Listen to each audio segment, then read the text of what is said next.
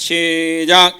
예수가 나의 주인이시다. 예수가 나의 주인이시다. 예수가 나의 주인이시다. 아멘.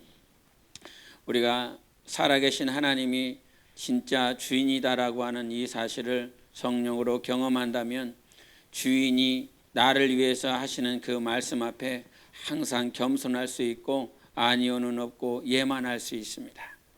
과거 구약에 보면 이스라엘이 전쟁을 합니다. 그 전쟁 중에 이스라엘은 자기 진영을 너무 잘 알아요. 지리적인 조건들에 대해서 너무 잘 알아요. 그래서 이방 민족과 전쟁할 때에 야, 들판에서 싸우지 말고 이 산골짜기에서 싸우자, 이렇게 작전을 했습니다. 그런데 이방은 왜 산골짜기에서 싸우지? 분명히 저들이 산골짜기에서 싸우면 불리한데, 그러니까 불리한 진영 가운데서 이스라엘 민족이 싸우니까 이방 민족은 옳다 좋다 하고 그 산골짜기를 향하여 침략을 합니다. 그런데 그 이스라엘 백성들은 그 산골짜기에 웅덩이가 굉장히 많이 있다라고 하는 것을 이미 알고 있었어요. 진흙으로 가득 차 있는, 그래서 이스라엘 민족은 진흙이 어디 있는지 구렁텅이가 어디 있는지 너무나 잘 알기 때문에 비록 자기 진영 가운데서 자기의 어떤 전투력으로는 감당할 수 없는 이방 민족이었지만 그 진흙덩이를 잘 알기 때문에 이리저리 도망다니면서 그들이 싸움으로 그 구렁텅이에 빠지고 진흙에 짓이겨져서 그들이 결국은 패하게 됩니다. 그러니까 그 진영을 알기 때문에 비록 그 세력이 약하고 비록 잘 분명히 거기서 질 것 같은데도 불구하고 그 지형을 이용하여 승리하는 모습을 보게 되거든요.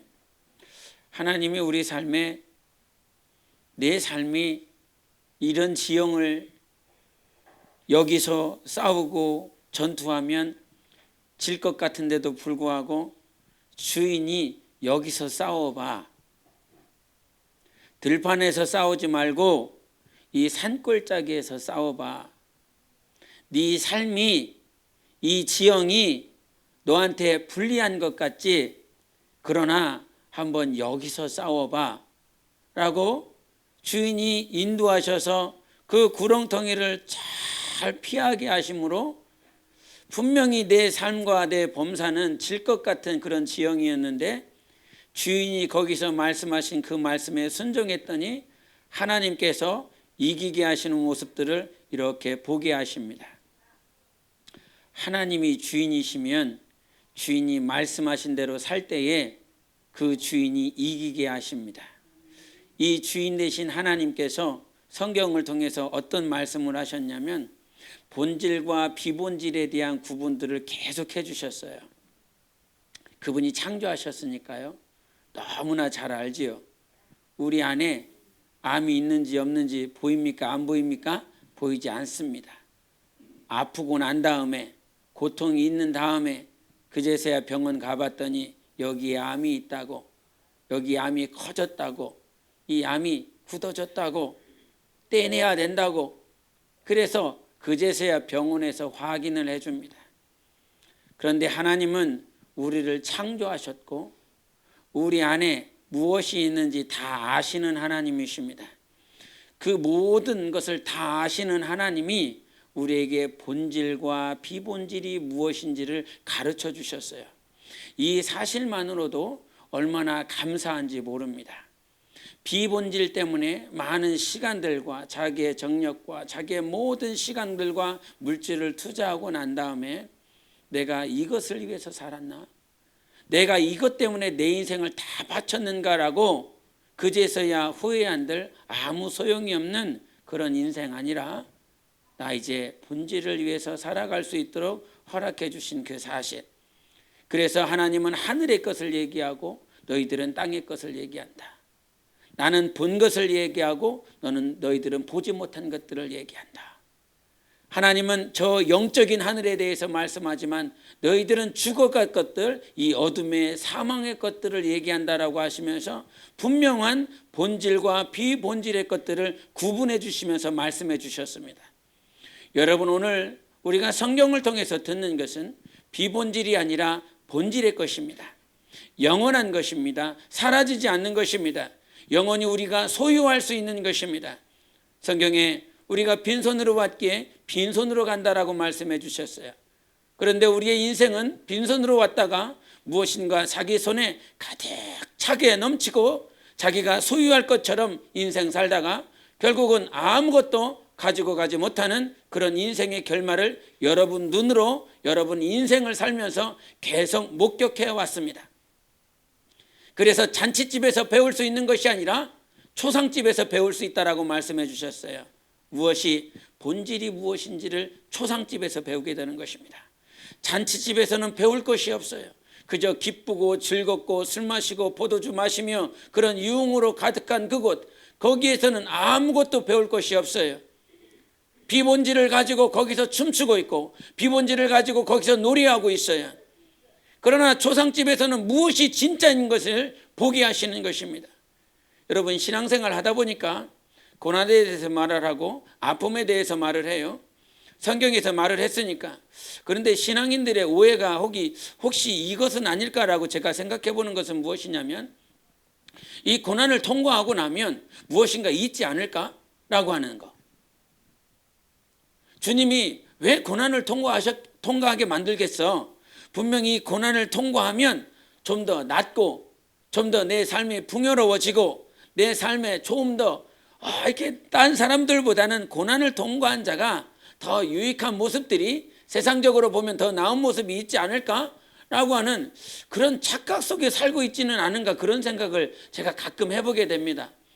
여러분, 고난을 통과하면 좋은 집이 생기고 고난을 통과하면 좋은 직장이 생기고 고난을 통과하면 뭔가 더 나은 것들이 우리 안에 터널 통과하고 나면 그것이 있을 거로 여러분은 생각하십니까? 제가 우리 김철기 허은석 선교사님, 브라질에서 아마존에서 사역하셨었던 그분이 책을 내면서 하셨던 그 문장 가운데 이런 문장이 있습니다. 청춘과 아내를 아마존에 묻고 근 30년을 그곳에서 선교한 결과가, 이 다음에 뭘 것 같습니까? 한 번 더요. 청춘과 아내를 아마존에 묻고 근 30년을 그곳에서 선교한 결과가 단 한 글자입니다. 암입니까? 이거였습니다. 하나님 앞에 그 아마존에서 아무도 들어가지 않는 자, 들어가서 복음을 전하려고 하지 않는 그곳에서 30년이라고 하는 시간들을 보냈고, 암으로 자기 아내를 먼저 보냈었던 그 선교사의 고백이 그거였어요. 하나님, 이 고난 중에 아내를 먼저 보내고 이 목회, 이 선교에 30년을 보내면서 남은 결과가 암입니까? 라고 그렇게 물어봤더니 주님께서 어떤 물음을 하게 하셨냐면, 하나님께서 주시는 생각이 있어서 주님께 물어봤어요. 자기 목숨보다 주님을 더 사랑했던 하나님의 사람들은 평생 주님께 헌신하고 무엇으로 보상을 받았습니까? 이런 주님이 그런 물음을 주시더래요. 그 물음을 가지고 성경을 보기 시작했더니 그들은 모욕과 수치와 가난과 순교를 보상으로 받고 기쁨으로 영생에 들어갔다라고 하는 결과를 자기가 하나님 앞에 받았다는 것이죠. 고난을 통과하고 나면, 하나님이 주시는 고난을 통과하고 나면 이 세상의 모든 것들이 확 변하고 내 삶이 더 변하고 아름답게 변하고, 그런 것들이 아니라 고난을 감사함으로 받을 수 있는 것, 수치 앞에서도 기뻐할 수 있는 것, 순교할 수밖에 없는 그 고통 앞에서도 영생이 내 삶의 목적이고 목표가 되고 기쁨으로 순교할 수 있게 되는 것, 그것이 고난을 통과하는 결과인 것입니다. 그런데 우리가 영적 생활하면서 마치 큰 착각에 빠져서 고난을 통과하고 나면 내 삶이 좀 나아질 것 같다, 고난을 통과하면 아주 햇빛이 비칠 것 같은 그런 모습이 천만의 만만의 말씀인 것입니다. 하나님이 우리에게 주신 것은 본질이에요. 본질이 무엇이냐라고 우리는 제대로 알아야 되는 것입니다. 하나님은 우리의 비본질의 것, 이 땅의 것, 어둠의 것, 육신의 것들을 마치 비본질을 본질로 바꾸는 것이 아니라 우리 안에 본질을 채워주시는 하나님이신 것입니다. 그래서 영적 생활을 하는 사람은 오늘 착각하지 말아라. 당신이 무엇 때문에 오늘 기도하고 있고 무엇 때문에 예배하고 있느냐.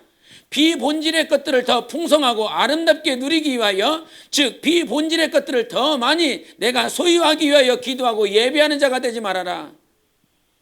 하나님은 오늘도 우리에게 영원한 것을 주시는 분이십니다.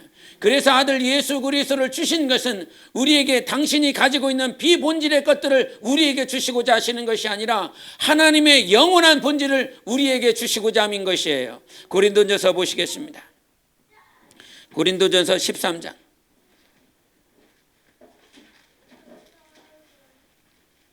우리 8절과 11절을 보시겠습니다.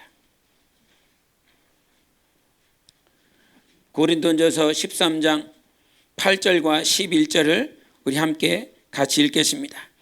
시작.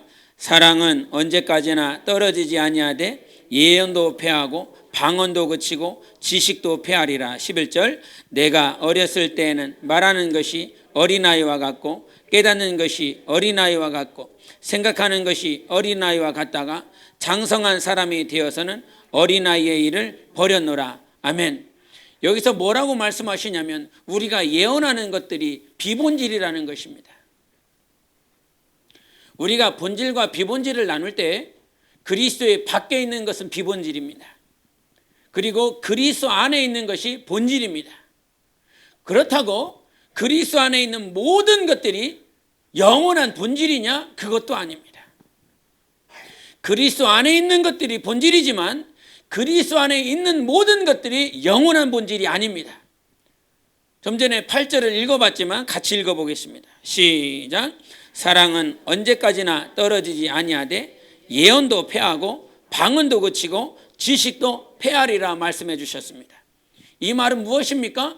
지식도 예언도 방언도 영원한 것이 아니라는 사실입니다. 이것은 본질이 아니라는 것입니다. 하나님이 우리에게 주시고자 하신 것은 너희들이 지식을 다 아는 것, 너희가 방언을 많이 말을 하는 것, 너희가 예언을 잘하는 것, 이것이 하나님이 우리에게 영원히 주시고자 하신 것이 아니라는 거예요. 영원한 건 무엇이냐? 사랑은 떨어지지 아니한다는 것입니다. 그러면 하나님이 우리에게 주시고자 하시는 것은 영원히 떨어지지 아니하는 거예요. 사랑은 패하지 않습니다. 하나님의 사랑은 영원한 것입니다. 그러므로 우리가 가져야 될 것은 예언을 위해서, 은사를 위해서, 방언을 위해서, 지식을 위해서 사는 것이 아니라 하나님이 우리에게 주시고자 하시는 것이 영원한 것이 무엇인지를 알고 그것을 구해야 되는 것입니다. 우리가 베드로전서 3장 3절과 4절에 보면 제가 읽겠습니다. 너희의 단장은 머리를 꾸미고 금을 차고 아름다운 옷을 입는 외모를 하지 말고 오직 마음에 숨은 사람을 온유하고 안정한 심령에 썩지 아니할 것으로 하라 말씀해 주셨어요. 베드로전서에는 고난을 말을 해요. 고난을 통과하게 만들어요. 고난의 유익이 무엇인지 가르쳐 주고 있어요. 그런데 그 고난을 통과하고 나면 너희들이 마치 금의 띠를 띠고 그 다음에 아름다운 목걸이를 차고 아름다운 옷을 입게 되는 그러한 풍요로운 삶을 우리가 구하고 그것을 단장이 되는 것이 아니라 우리의 속사람이 단장되어진다라고 하는 것입니다. 고난을 통과하고 나면 여러분의 삶이 풍성해진다, 이 말이 아닙니다. 여러분, 예수 그리스도의 제자를 생각해 보세요. 베드로전서는 베드로가 썼지 않습니까? 베드로가 이와 같은 고난의 유익을 쓰면서 그가 그 고난을 통과하고 난 다음에 어떻게 되었습니까? 오히려 십자가에서 거꾸로 못 박혀서 그가 순교하였습니다. 삶이 풍성해진다, 내 삶이 더욱더 유익해진다, 이것이 아니라 하나님은 우리를 고난이라고 하는 이 고난을 통과해서 우리에게 주시고자 하시는 것은 우리의 영혼에 하나님의 영원한 본질을 주시고자 함인 것입니다. 어제도 말씀을 들으며 저는 십자가 예배가 굉장히 저한테는 좋습니다. 굉장히 좋습니다. 어제도 말씀 가운데 기도하며 제가 하나님과의 관계 속에서 세 가지를 제가 하나님께 이렇게 받으면서 기도했었는데 어제 말씀 끝나고 나서 이제 기도를 하는데 기도를 중간쯤 해다 그냥 끝나버리더라고요. 기도를 좀 더 해야지 그냥. 영감이 없으니까 그런 거 아니야. 근데 그때 주님이 주시는 그 십자가가 제 안에 이렇게 확 비춰졌습니다. 그런데 그 십자가가 보통 생각하는 우리의 십자가는 힘들고 어렵고 고난이고 하는 그런 무게로 우리에게 다가옵니다. 언제나 힘든 거, 언제나 어려운 거. 오늘 2019년 마지막 주일 예배잖아요. 2019년의 모든 시간들을 이렇게 보내게 하시면서 그때 주님이 십자가는 너에게 분명히 힘이 들고 너에게 어려운 것이었지만 그 십자가 때문에 네가 견딜 수 있었다라고 하는 것이었어요. 그러면서 어떤 한 선교사님이 자기의 어떤 간증을 얘기하는 그런 내용들을 이렇게 보게 되었는데 그때 십자가 예배 때 깨달은 그 감동과 그 선교사님이 한 그 간증이 이렇게 매치가 되면서 하나님께 감사할 수 있었습니다. 당신이 원주민 사역을 하는데 이 조그만 강을 이렇게 건너게 되었더래요. 근데 그 당시에 홍수가 범람을 해갖고 이 강이 건너갈 수 없을 만큼 물이 불어났다는 것이지요. 그래서 이 강을 건너야 되는데 도저히 엄두가 안 나더라는 거예요. 그래갖고 이쪽 편에서 그냥 첩허덕 앉아갖고 안절부절하고 있는데 자기 뒤에 원주민들이 오더라는 거예요. 원주민들은 어떻게 하나 유심히 봤는데 그 범람하고 있는 그 강을 보며 다시 뒤돌아가더니 자기 얼굴보다 더 큰 이 돌덩어리를 어깨에 메고 오더라는 겁니다. 뭐 하려고 그럴까? 유심히 봤는데 그 돌덩어리를 메고 그 강을 지나기 시작하더래요. 아니 저 미친 짓을 왜 하나? 저 사람들 죽으려고 지금 자기 몸도 건너가기 힘든데 거기에다가 돌을 얹히고 간다고? 깜짝 놀랐대요. 그런데 유심히 봤는데 그걸 계속 건너더라는 겁니다. 그래서 건너갔대요. 굉장히 신기하더래요. 굉장히 신기하대. 그러니까 나도 건너가야 되니까 저들이 한 방법대로 자기도 따라해서 자기 얼굴보다 더 큰 그 돌덩어리를 어깨에다 메고 무거운데 저벅저벅 들어가기 시작을 했대요. 한 걸음 두 걸음 지나갔는데 들어가면서 깨달았대요. 건너면서 깨달았대요. 자기가 이 돌덩어리를 얹지 않고 그냥 가면 내려오는 그 물살에 그냥 죽을 수밖에 없었는데 이 돌덩어리의 무게 때문에 자기의 몸이 더 안정적이게 됐다는 거지요. 안 죽고 안 넘어지고 그 물살에도 견딜 수 있게 됐다는 거예요. 그 간증을 딱 듣는데 십자가 예배 때 하나님께서 주신 그 감동, 십자가가 나에게는 굉장히 아픔이고 또 때로는 내려놓고 싶고 아픈 것인데 그 십자가가 내 삶의 영적 생활에 무게중심이 되어줬던 거예요. 평상시에는 이 십자가가 애물단지 같은데 어디다든 놨으면 좋겠다, 아무도 안 봤으면 좋겠다라고 하는 것이 이 십자가인데 이 십자가가 내가 이 요단강을 건너는 것이래 내 영혼의 무게중심이 되어줘서 오늘도 지탱하며 세상에 수많은 홍수와 같은 문제와 어려움들이 나를 휩쓸고 지나갈 때에도 내가 견디고 내가 인내하고 이 길을 건너갈 수 있도록 붙잡아 주신 것이 십자가다. 그러면서 오늘 본문 말씀을 이렇게 보여주셨습니다. 같이 읽어보실까요? 갈라디아서 6장 14절. 갈라디아서 6장 14절 같이 읽겠습니다. 시작.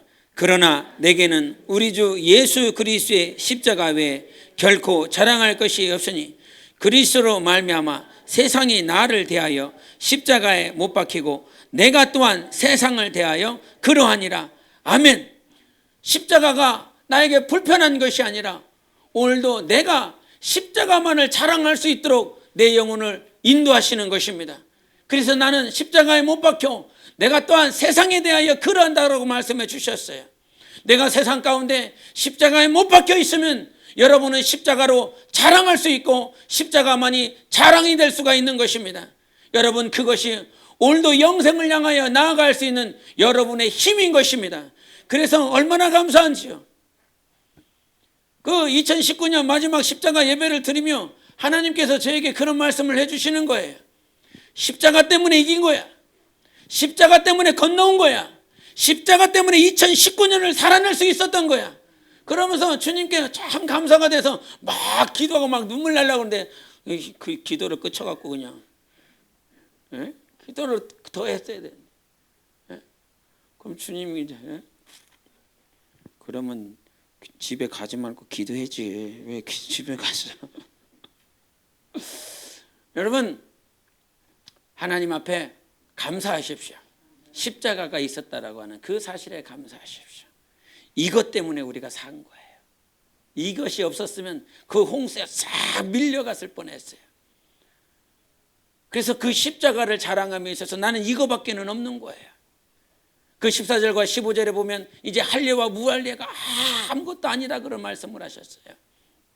즉 우리가 할 수 있는 것이 네가 했다라고 하는 할례를 받았든 무할례든 이것을 했든 이것을 하지 않았든 아무것도 아니라는 거예요. 그래서 오직 새로 지으심을 받은 것만이 중요하다라고 말씀해 주셨지요. 그 십자가 때문에 여러분은 항상 새로워지는 거예요. 그것 때문에 오늘도 감사가 나오는 거예요. 어떻게 이 상황에서 감사를 할 수 있어? 당신이 새로 지음받았기 때문에 감사할 수 있는 거야.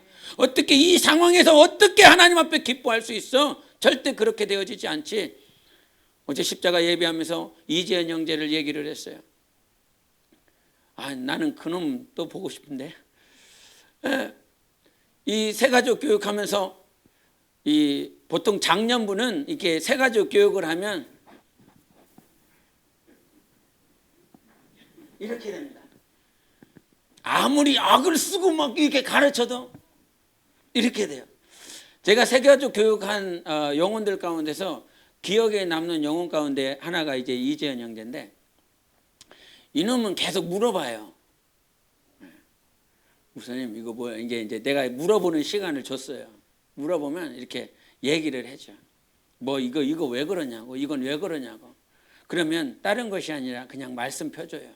그러면 말씀 펴줘서 읽어보라 그러면 무슨 말씀인지 깨달았냐고, 내가 뭔 얘기하고 싶은지 알겠느냐고, 그러면 알겠다고 그래요.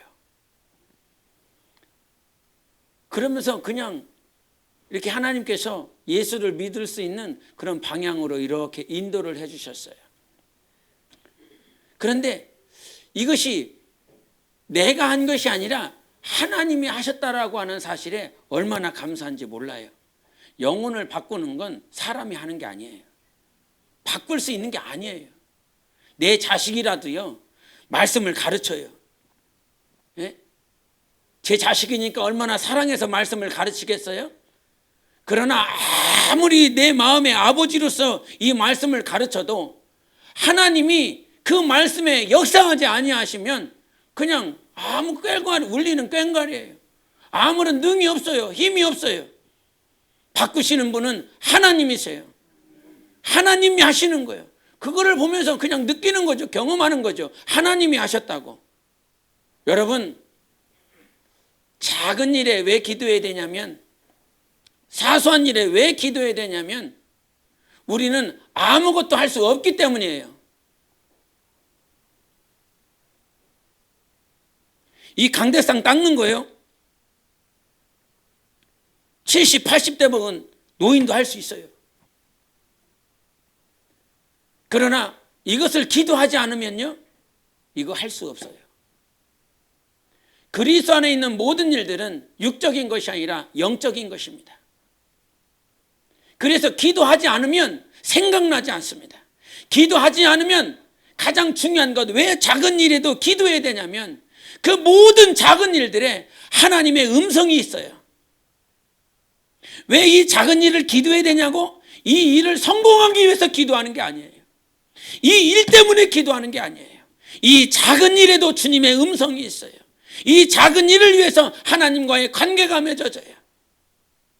이 사실 때문에 작은 일에도 기도하라는 거예요. 이 강대상 닦는 거예요. 다 할 수 있어요. 그러나 이 강대상을 닦으면서 하나님께서 네가 오늘도 강대상을 닦을 수 있도록 내가 너를 불렀다, 이런 말씀하실지 어떻게 하십니까? 세상은 이 사소한 일들을 위해서 기도하지 않지만 너는 이것을 위해서 기도하더구나.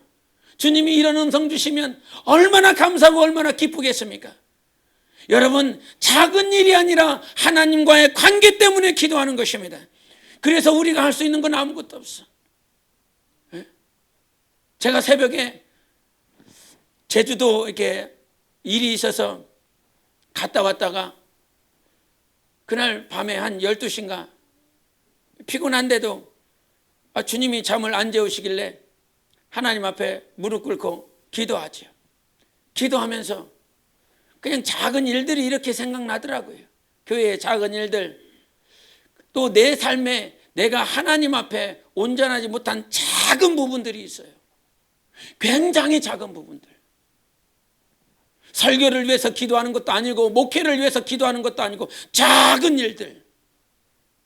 그런데 그 일들을 놓고 기도하면서 주님께서 주신 감동이 그거였어요. 왜 작은 일들에 대해서 기도해야 되는지 아느냐? 이 작은 일을 너는 할 수 없단다. 이 성경을 피는 것, 뭐 이거 육신으로 펼치는 거 아닙니까?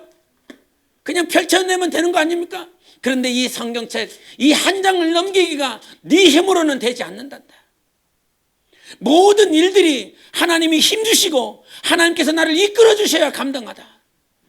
그러다 보니까 시간이 지나면 지날수록 자랑할 수 있는 것이 6장 14절에 그 말씀밖에 없더라, 이 말이지. 십자가 외에는 자랑할 것이 없다. 네가 한 게 하나도 없어.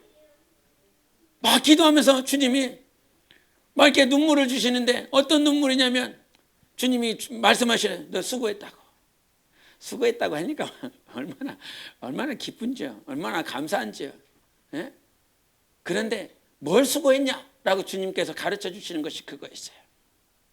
목회를 잘해보려고, 설교를 잘해보려고, 영혼들을 어떻게 키워보려고, 이런 네가 어떻게 해보려고 했는지 그것에 대한 것이 아니었어요. 범사에 하나님은 주인이시니까 하나님이 하세요. 방치하는, 하나님이 알아서 하세요, 이런 느낌이 아니라요. 하나님이 주인이잖아요. 그러니까 하나님이 알아서 하세요, 이게 아니라 하나님이 주인이시니까 하나님께 맡겨드립니다. 하나님 손에 내어드립니다. 이거를 수고했다고 말씀을 해주시더라고요. 이거를 모든 일들에 하나님께 내어드리는 이 일들을 한 거. 설교 뭘 잘해? 목회를 뭘 잘해? 할 수 있는 게 뭐가 있어? 그럼에도 모든 순간들마다 하나님께 맡겨드리자. 이 영혼 힘들다고 그러는데, 이 영혼 어렵다라고 그러는데, 이 영혼 좀 뭐라 좀 해달라고 그러는데 내가 할 수 있는 것이 하나도 없었어. 그저 하나님, 저 영혼이 어렵답니다. 저 영혼이 힘들답니다. 내가 할 수 있는 거 하나도 없어. 그래서 그냥 주님께 드린 거. 주님께, 주님, 이 영혼 힘들대요. 주님, 이것도 해야 된답니다. 주님, 저것도 해야 된답니다. 모든 것들이 하나님께 내어드리는 것, 이거 잘했다라고 말씀해 주시더라고요. 내가 이거 잘했구나. 이것만은 잘했구나. 그러면서 하나님께서 그 수고한, 뭘 수고했는지. 여러분, 우리 범사의 모든 것들을 하나님께 드리십시오. 하나님께 내어드리십시오. 그러면서 주님께서 우사의 말씀들을 생각나게 해주셨어요. 여러분, 오늘 설교 제목이 뭔지 아십니까? 이제 확인하시면 안 되는데, 제목이 굉장히 무섭습니다. 뒤집히는 교회를 잡지 마라. 이거를 제목을 이렇게 해야 될까 말아야 될까 고민을 이 9시 30분까지, 오전 9시 30분까지 했습니다. 저희 목양사가 이게 주보 작업을 하는데, 목사님 말씀 보내주세요 할 때까지 제가 고민하고 있었던 것이, 이 제목을 해야 되나 말아야 되나. 이게 설교를 말씀으로 들어야 되는데 이게 아니라, 이 제목을 보면 지금 우리 교회가 뒤집히려고 그러는 건가? 그래갖고 이 뒤집히려는 교회를 잡지 말라고 지금 목사님이 막 이렇게 하는 건가? 교회 뒤집힐 상황이 하나도 없어요. 할렐루야. 안 뒤집힐 일이 전혀 없어요. 뭔가 뒤집힐 문제가 있고 막 상황이 있고 막 어려우니까 목사님이 이런 제목을, 아니 그게 아니라, 전혀 아니라 이 말이에요. 우리 주님이 안 뒤집히게 해요. 뒤집힐 상황이 있어도 안 뒤집어져요. 주님의 교회니까. 근데 주님이 주신 말씀을 따라, 감동을 따라 전하는 거예요. 주님이 사무엘하를 한번 보겠습니다. 사무엘하, 우리 6장을 보겠습니다. 사무엘하 6장 6절부터 7절.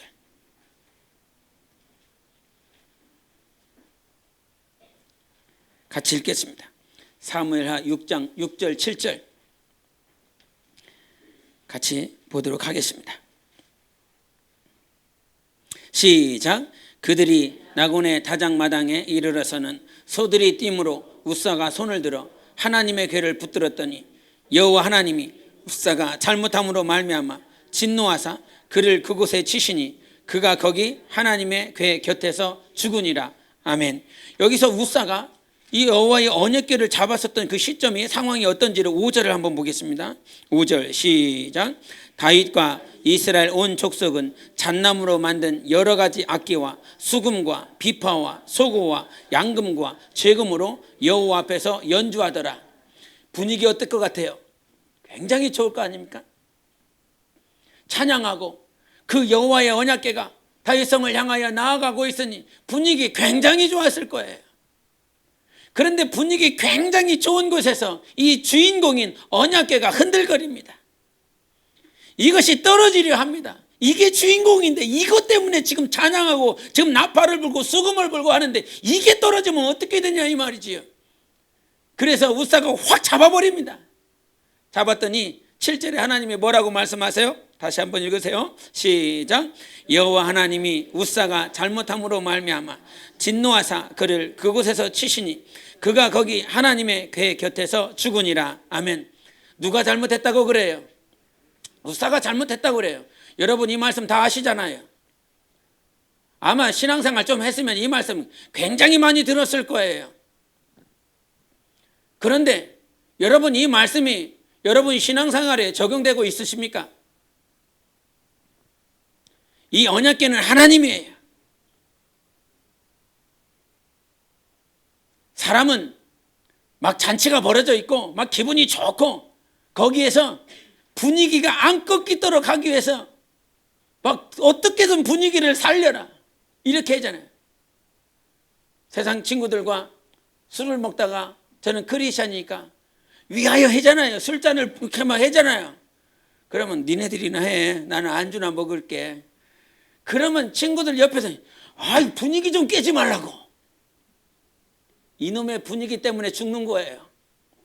이 분위기 살리려다가 당신 영은 죽는 거예요. 근데 교회도 마찬가지예요. 교회의 어떤 분위기를 살리기 위해서 당신이 잡지 말아야 될 언약궤를 붙잡고 있어요. 이것을 붙잡으려고 그래요. 왜 붙잡으려고 그러냐? 당신이 한번 살려보려고. 이 분위기를, 이 영적인 분위기, 침체되어지고 저 나락으로 떨어질 것 같은 이 분위기를 살려보려고. 그러나 이 분위기는 하나님이 살리는 거예요. 당신이 살리는 게 아니에요. 당신 기도가 살리는 게 아니에요. 하나님이 주인이시라 이 말이에요. 그래서 뒤집히는 교회 당신이 붙잡지 말아요. 하나님께서 세워주시는 거예요. 뒤집힐 만한 그때 하나님께서 일으키신다고요. 절대 쓰러지지 않아요. 그런데 사람들이 그거 믿지 않지요. 쓰러질 것 같으니까, 넘어질 것 같으니까. 우리가 노아 홍수 가운데서 하나님께서 노아에게 방주를 만들라고 그랬어요. 그 방주에 없는 것이 있어요. 돛이 없어요. 닻이 없어요. 키가 없어요. 핸들이 없다 이 말이에요. 닷도 돛도 아무것도 없다 이 말이지요. 풍향을 통해서 속도를 내거든지 방향을 조절하든지 키를 조절해서 무엇인가 위로 가고 아래로 가고 아니면 더 빨리 가고 늦게 가고 할 수 있는 것들이 하나도 없다 이 말이에요. 즉 노아가 할 수 있는 것은 하나도 없어요. 그 방주는 하나님이 지금 운행하고 있는 거지요. 그 홍수가 차고 넘칠 때에 파쇄되고 부서지고 깨지고 할 만한 상황들이 얼마나 많이 있겠습니까? 밖에서는 죽겠다고, 다 죽겠다고 아우성치고 있고 모든 시체들이 떠내려가고 있고. 상상을 해보세요. 그 당시에 인생의 모든 시체들이 그 물에 둥둥둥둥 떠있다 이 말이죠. 얼마나 두려웠겠습니까? 어디로 가야 될지 모르는 그 상황 가운데서 얼마나 무서웠겠습니까? 근데 아무것도 없어. 내가 할 수 있는 것이, 교회가 뒤집히려고 하는 그 언약궤가 무너지려고 하는 그때에 내가 아무것도 할 수 있는 것이 없어야 되는데 마치 자기가 할 수 있는 그 언약궤를 붙잡는다 이 말이에요. 여러분, 우리 인생에 자랑할 거는 십자가밖에는 없도록 만들어 가시는 거예요. 만약에 당신이 그때에 닻을, 돛을, 키를 움직이고 조정했다면 그 후에 뭐가 되겠어요? 당신 자랑할 거예요. 내가 그때 닻을 내렸다고, 돛을 올렸다고, 내가 키를 막 조절을 했다고, 내가 그때 교회를 위해서 힘쓰고 애썼다고. 아니, 그때 주님이 하신 거야 라고 하는 고백을 하기를 원하시는 거예요. 그때 하나님께서 움직여 주신 거야. 그때 하나님께서 감동하신 거야. 지금도 뭐 대형교회 목사들, 후임자들 문제들로 인해서 많은 교회들이 지탄의 대상이 되고 있고, 또 많은 교회들마다 물질의 문제, 이성의 문제, 어떤 환경의 문제들, 건축의 문제들, 그런 것들이 굉장히 많이 있지요. 가는 곳곳마다 교회는 문제투성이고 문제아들이 되어버렸어요. 그럼에도 불구하고 우리는 하나님의 약속을 붙잡아야 되는 것입니다. 우리는 비본질이 아니라 본질을 붙잡으세요. 말씀을 붙잡으세요. 내 교회는 내가 세우겠다라고 말씀해 주셨으니 너는 키나 닷이나 돛을 만들려고 하지 말고, 노아가 있었던 그 자리에서 노아 뭐 했겠습니까? 그 당시에 홍수가 아무리 범람해서도 죽겠다라고 해서도 자기가 움직이는 것이 아니라 하나님께서 주신 그 자리에서 그냥 동물들 챙기는 거죠. 자기 자식들 챙기는 거죠.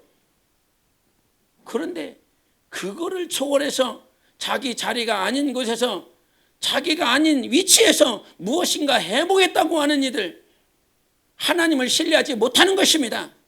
하나님은 당신의 생각보다 더 크신 분이세요. 내가 생각하는 계획과 길보다 하나님은 더 멀리 보고 계세요.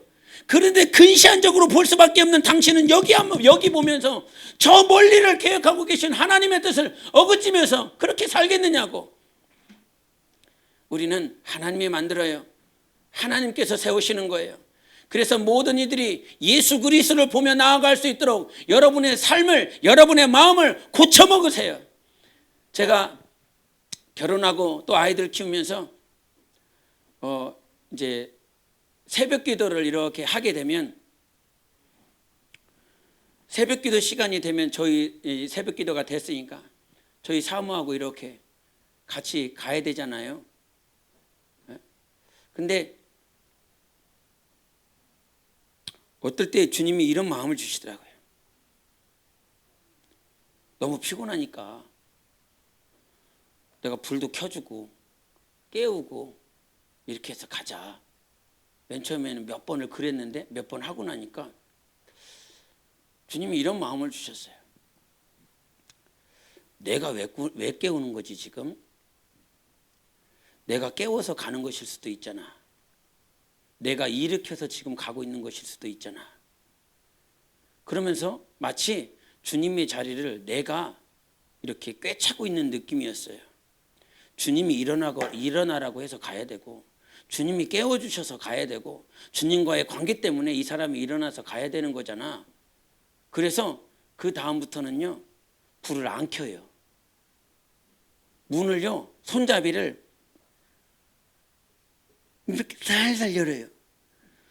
이게 문도 이렇게 딱 하면 끽 소리가 나잖아요. 그래서 끽 소리가 안 나야 되니까 들어갖고 이렇게 밖에 빛이 안 들어오도록 하기 위해서 최대한 막어.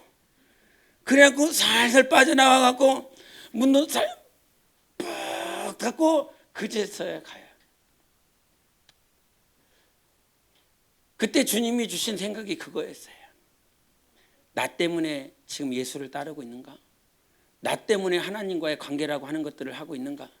당연히 몽학 선생으로서, 초등교사로서 아직 믿음이 없고 신실하지 못한 형제들, 그런 영혼들을 향해서는 내가 몽학 선생이 되어줘야 되고 초등교사가 되어줘야 되겠지. 그래서 아직 하나님이 보이지 않으니까 목사를 보고 아니면 직분자를 보고 따라올 수 있도록 길이 되어줘야 되겠지. 그러나 중요한 건 내가 길이 아니야. 내가 지도자가 아니야. 내가 스승이 아니야. 오직 그리스도가 스승이고 그리스도가 길이야. 그러므로 오늘도 내게 맡겨주신 모든 영혼들이 누구를 보게 하는 것, 예수를 보게 하는 것이 내 평생에 해야 될 것. 그러면 나 역시도 주님을 봐야 된다는 사실이었어요. 주님 바라보고 가야 된다라고 하는 것. 소돔과 고모라 성에서 탈출해 나왔었던 그 롯이 그 뒤를 바라보면서 자기 아내를 바라보면 안 되는 사실, 오직 앞만 보고 달려나갈 때에 자기의 가정을 구원할 수 있었다는 그 사실.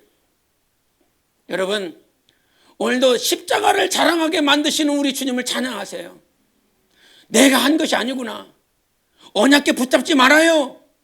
하나님께서 그 길을 완성시켜 나가시는 거예요. 어디서 언약궤 잡으려고 그래. 단지 우리 삶 가운데 하나님께서 주어지신 그 자리에서 여러분 최선을 다하세요.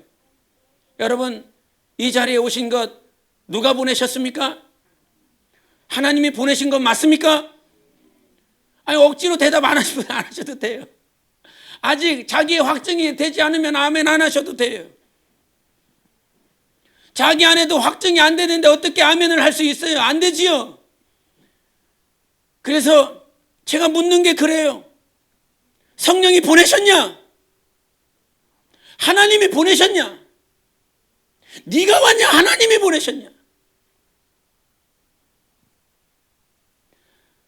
아직 내 안에 확증이 없다면 하나님께 확증 받으세요. 아멘. 하나님께 확증 받아야 돼요. 그것도 없는데, 확증이 없는데, 이 안에 아멘이 되어지지 않는데 어떻게 내가 이 주님의 몸된 교회라고 하는 이 사랑으로 하나 되는 우리 교회를 통해서 성장하고 성숙할 수 있겠어요? 주님이 보낸 사실을 모르는데. 우리가 신앙생활을 할 수 있는 것은 뭐 때문에 가능합니까? 예수님께서 십자가에서 나를 위하여 죽으셨다라고 하는 그 확증 때문에 신앙생활을 할 수 있지요. 이것이 없으면 신앙생활이 안 돼. 시간 잠시 지나면 아빠 때문에 하고 엄마 때문에 하고 부모님 때문에 하고 아니 자식들 때문에 억지로 끌려와서 할 수는 있어도 하루 이틀 지나면 안 돼. 할 수가 없어. 영적 생활은 하나님이 인도하시는 것이에요. 내가 할 수 있는 게 아니라고요. 우리의 신앙생활도 하나님이 십자가의 그 피로 확증해 주셨기 때문에 신앙생활이 가능한 것처럼 교회생활이라고 하는 이 교회생활도 하나님께서 부르셨습니다. 나를 이 자리에 보내셨습니다. 그래서 제가 밖에서 이런 문제 때문에 어떤 영혼이 고민하고 있길래 당신이 정말 성령의 인침을 받아서 성령의 감동을 받아서 하나님이 여기에 보내준 것이 맞다면 여기서 죽어라 그랬어요. 보통 장로나 안수 집사 이렇게 안수를 줄 때에 그런 거 잘해요. 목사님들이 그런 말씀 많이 하세요. 장로나 안수 집사들은 이렇게 안수 받는 사람들은 여기서 절대 떠날 수 없고 여기서 죽어야 된다. 그래서 우리 안수 집사님 코가 꼈잖아요. 코가 껴갖고 이쪽 이렇게 계시는 거예요.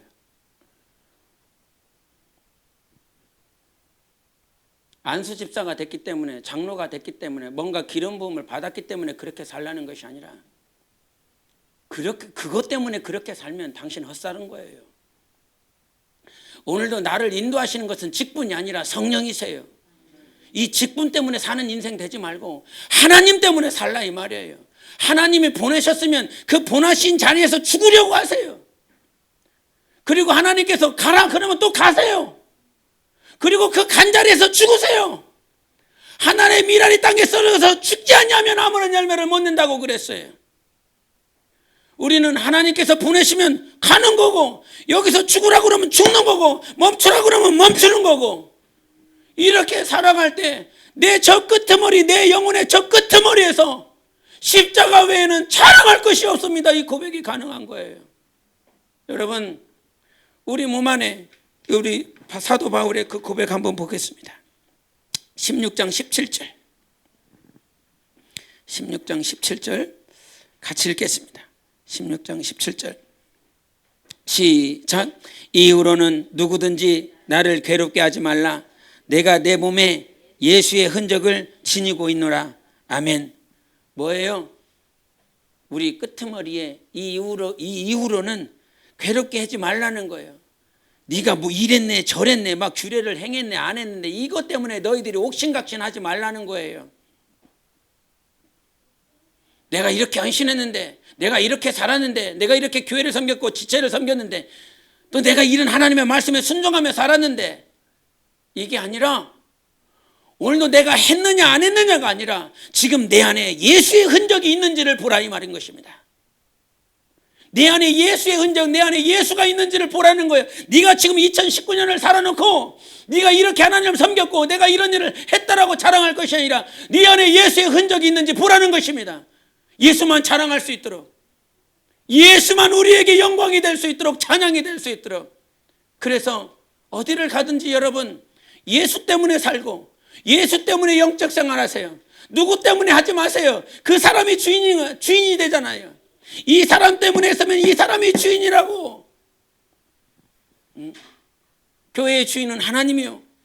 여러분 가정도 하나님이시고 당신 주인도 하나님이시고 내 자식의 주인도 하나님이시고 이 하나님께서 그들을 인도하시고 이 공동체를 인도하셔서 주님이 하셨어요. 십자가가 하셨어요. 십자가의 그 보혈과 그 생명과 그 은혜가 하셨어요. 내가 가르치고 내가 뭔가 해석된 것이 아니에요. 이런 고백. 지난주에 한 목사님이 이런 얘기 하더라고요. 제가 아는 교회 굉장히 말씀으로 한다 그랬어요. 제가 그렇게 알았었던 교회 가운데 한 곳은 굉장히 큰 곳이었고 말씀으로 살아보겠다라고 몸부림친 교회였어요. 그런데 그 교회는 말씀을 따라 살다 보니까 이적도 나타나고요, 표적도 나타나고요, 귀신도 떠나가고요, 뭐 질병도 치유되고요 그러더라고요. 그러니까 사람들이 몰리기 시작했대요. 뭐 목사님이 미국에서 목회를 이렇게 하시면서 특별히 일이 많지 않으니까 성도들을 가르치면서 성경 읽으면서 기도를 하다 보니까 자기는 뭐 귀신에 대해서 어떤 영적인 존재에 대해서 전혀 몰랐는데 그걸 계속 하다 보니까 그런 현상들이 막 나타나더래요. 이적들이 표적들이 막 나타나고 귀신이 떠나고 울며 떠나가고 질병이 낫고 막 그런 현상들이 계속 나타나더래요. 자기도 이거를 어떻게 해야 되는지 몰랐대요. 그러니까 성경에 보니까 그런 역사들이 막 나타나는 것들을 보면서 이런 현상들이 있구나. 그래서 이런 현상이 나타나다 보니까 그 귀신을 쫓고 병든 자들을 위해서 막 이렇게 역사하고 하는 일들을 집중하게 되더래요. 그러다 보니까 성도들에게도 그런 현상들이 나타나요. 귀신을 쫓아내고 병자를 위해서 기도할 때 병이 낫는 그런 현상들. 그래서 막 몇 해 동안 그것들을 집중해서 이렇게 시간이 지나고 난 다음에 하나님께서 눈을 뜨게 해주셨는데 그런 이적과 표적과 막 귀신을 쫓고 병자를 위해서 축사 사역하는 이런 직분자들을 유심히 봤더니 그들에게는 이적도 나타나고 표적도 나타나는데 그 교회에서 가장 골칫덩어리들이 그들이래요.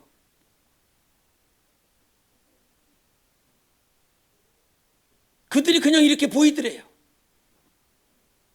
병도 낫고 귀신도 나가고 은사도 나타나기 시작하는데 그 교회에서 가장 큰 걸림돌들은 그들이더라는 거예요. 그러면서 고민이 되기 시작하더라는 겁니다. 야, 이적도 나타나는데 표적도 나타나는데 어떻게 이들이 가장 교회의 큰 골칫덩어리 그들이 되어버렸느냐. 그랬더니 결국은 그거였어요. 본질이 아닌 비본질을 붙잡으며 살아가고 있는 인생들. 십자가를 통해서 말씀을 통해서 우리가 끄트머리에 열매로 맺어져야 될 것은 주님의 마음이에요. 주님께서 내게 와서 배우라고 하신 그 대목이 딱 한 대목이 있잖아요. 나에게 와서 배워라. 그러면 어떻게 된다고 그래요? 내 마음은 온유하고 겸손하니까 이거 와서 배워야 된다고. 그러면 주님을 따르고 주님께 배웠으면 비본질에 내가 오늘도 올인하면서 마치 이것이 목적이 되어버렸어요. 비본질이 목적이 되어서 영적 생활을 하고 있다 이 말이에요. 그러나 여러분, 비본질은 목적이 아니에요. 주님이 내게 와서 배우라고 했었던 것은 주님의 마음이었어요. 그래서 예언도 그치고 지시도 패하고 모든 은사도 다 패하지만 사랑은 영원한 거예요. 주님의 마음은 영원한 거예요. 2019년 보내면서 주님의 마음이 있었습니까? 마음이 없었다라고 하는 그것 때문에 회개가 나와야 되고요. 내가 이렇게 살지 못했다라고 하는 그 사실 때문에 주님 앞에 무릎 꿇어야 되고요. 자랑할 것이 뭐가 있어요? 주님에는 자랑할 것이 없는데 내가 이렇게 살았다라고 하는 그 증거를 가지고 있는 그 증거로 자랑하고 있습니다. 여러분, 예수의 피가 오늘도 나의 자랑이 되시기를 예수 이름으로 축원합니다. 주님에는 자랑할 것이 없는, 그래서 갈라디아서 5장 4절에 이렇게 말씀하십니다. 율법 안에서 의롭다함을 얻으려 하는 너희는 그리스도에게서 끊어지고 은혜에서 떨어진 자로다. 아멘. 나의 의는 예수밖에는 없습니다. 이 의는 무엇입니까? 옳다는 것 아닙니까? 너는 이것을 잘했느냐라고 옳았다라고 말씀해 주실 것은 그리스도 안에 있는 의밖에는 없다는 거예요. 율법의 행위로 말미암아 옳다함을 받는 것이 아니라 그리스도, 예수, 십자가, 그것만이 내가 오늘도 옳다함을 받을 수 있는 유일한 이유인 것입니다. 여러분, 딴 길로 가지 마세요. 부디 이 교회라고 하는 이 교회도 당신이 잡으려고 하지 마세요. 안 잡아도 주님이 잡고 있어요. 여러분의 가정이요, 여러분이 안 잡아도 돼요. 근데 왜 잡게 돼요? 죽을 것 같거든요. 지금 이 순간 이 가정이 무너질 것 같거든요. 지금 내가 잡지 아니하면 이 가정은 사라질 것 같거든요. 그러나 주님은 우리를 택했다라고 말씀해 주셨습니다. 내가 너를 사망의 골짜기에서도 건져내는 지팡이와 막대기가 되시겠다라고 말씀해 주셨잖아요. 스울에 있어도 사망 가운데 있어도 네가 잡는 것이 아니라 주님이 붙잡고 있어. 절대 무너지지 않는 여러분 영혼이에요. 내 영혼은 주님이 붙잡아요. 내 자식들의 영혼도 주님이 붙잡아요. 그래서 걱정하지 말아라. 오히려 지금 당신이 회개하고 당신이 하나님 앞에 무릎 꿇어야 될 것은 왜 내 안에 십자가 외에 자랑할 것이 이렇게도 많은가? 십자가 외에 떠벌리고 있는 것이 왜 이리 많은가? 물질이면 물질, 지식이면 지식, 내 삶이면 삶을 자랑할 것이 왜 이렇게 많은가? 여러분, 하나님께서 여러분 영혼을 진심으로 사랑하십니다.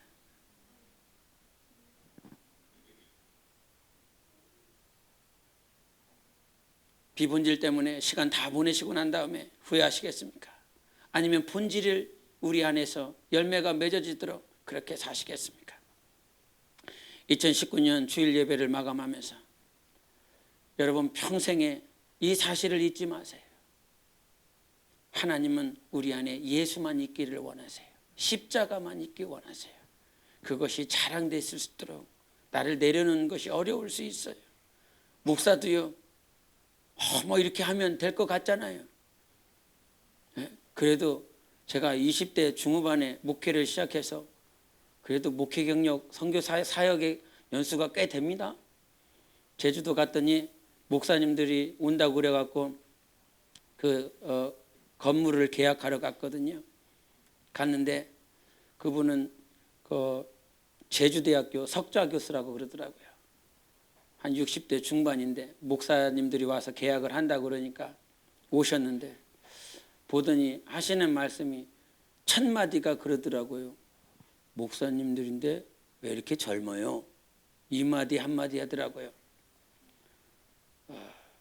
옛날에 40대 중반이면 40대 중반의 목회자는 교단이나 노회에서나 한 자리 하고 있을 자리예요. 제가 그럴 나이다 이 말입니다. 젊어 보이지 않다 이 말입니다. 그런데 요즘은 젊은 것들이 개척을 안 해갖고 아직도 제가 막내예요. 어딜 가든 교단을 가든 노회를 가든 어딜 가든 막내예요. 그런데 뭔 얘기를 하다 이쪽으로 왔냐? 에? 그 사역의 연수가 그래도 꽤 돼요. 선교를 목회를 하든 다 젊어 보이니까 나이 드신 분들이 막 이렇게 개척하고 한 몇 년 되셔갖고 이제 막 목회 개척한 목사로 막 이렇게 보면서 아 목사님 힘드시지요? 인내하시면서 목회하세요 이래요. 목사님 알겠습니다. 이렇게 인사를 드립니다. 결론이 그렇더라고요. 지금까지 내가 한 것 하나도 없고 주님이 하신 거, 예수만이 하신 거, 그것이 결론이에요. 연수를 자랑하지 마세요. 주님이 해오셨는데 뭔 연수를 자랑해요. 우리는 오직 예수만 자랑하시기를 예수 이름으로 축원합니다. 나 영혼아 예수만 자랑하자. 우리 정말 자기 영혼의 고백을 할 수 있도록 내 영혼아 예수만 자랑하자. 3번 시작. 내 영혼아 예수만 자랑하자. 내 영혼아 예수만 자랑하자. 내 영혼아 예수만 자랑하자. 아멘. 그런 영혼으로 열매 맺으십시다. 우리 함께 이 시간 기도하겠습니다. 하나님께서 아들 예수 그리스도를 이 땅에 보내주신 것은 천사를 붙들어 주려 하심이 아니요 오직 아브라함의 자손을 붙들어 주려 하심이라 말씀하여 주셨습니다. 오늘도 하나님은 아브라함의 자손, 믿음의 자손들을 붙들어 주십니다. 하나님 내 손으로 붙잡지 아니하고 주님이 나를 붙잡아 주시옵소서. 내가 주님의 손목을 붙잡는 것이 아니라 주님이 나의 손목을 붙잡아 주실 때 가장 확실한 영생의 길이 확정되어지는 것입니다. 내가 주님의 손목을 붙잡을 때는 나의 강함과 나의 연약함을 따라 잡을 수도 있고 못 잡을 수도 있으나 주님이 나의 손목을 붙잡아 주시면 내 영혼은 영생에 다다를 수 있습니다. 그때까지 주님 내 영혼을 붙잡아 주시고 십자가만을 자랑할 수 있는 나 영혼이 될 수 있도록 예수의 외치고 기도하시겠습니다. 예수여